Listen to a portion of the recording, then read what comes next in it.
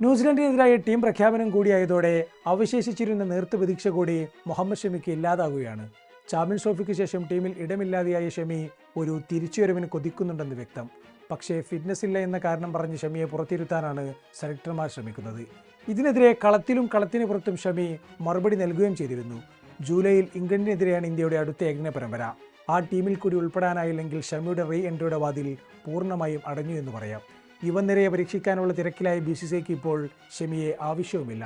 ടീമിൽ കയറേണ്ടത് ഷമിയുടെ മാത്രം ആവശ്യമായി മാറിയിട്ടുണ്ട്. പക്ഷേ പെർഫോമൻസാണ് മാനദണ്ഡമെങ്കിൽ ഷമി ഇതൊന്നും അർഹിക്കുന്നില്ല എന്നാണ് വാസ്തവം. ജനുവരി 11 വഡോദരയിലാണ് ന്യൂസിലാൻഡിനെതിരെയുള്ള ആദ്യ ഏകദിനം. കടലാസിൽ ന്യൂസിലാൻഡിനേക്കാൾ കാതങ്ങൾ മുന്നിലാണ് ഇന്ത്യ. 2020 ലോകകപ്പ് അടുത്തിരിക്കെ ഒരു രണ്ടാം നിര ടീമിനെയാണ് ന്യൂസിലാൻഡ് ഇന്ത്യയിലേക്ക് അയച്ചിരിക്കുന്നത്. മുൻ ക്യാപ്റ്റനും സൂപ്പർ താരവുമായ കെയ്ൻ വില്യംസൺ SA20 ലീഗിലെ കമ്മിറ്റ്മെന്റ് കാരണം പിൻവാങ്ങുകയും ചെയ്തു.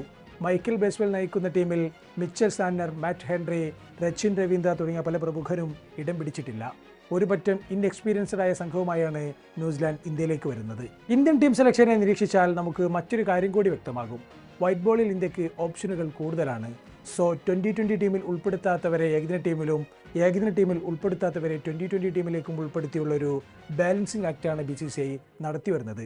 ഹർഷിത് റാണയെ പോലുള്ള ഏതാനും അപവാദങ്ങൾ മാത്രമേ ഇങ്ങനെ അല്ലാതെയുള്ളൂ.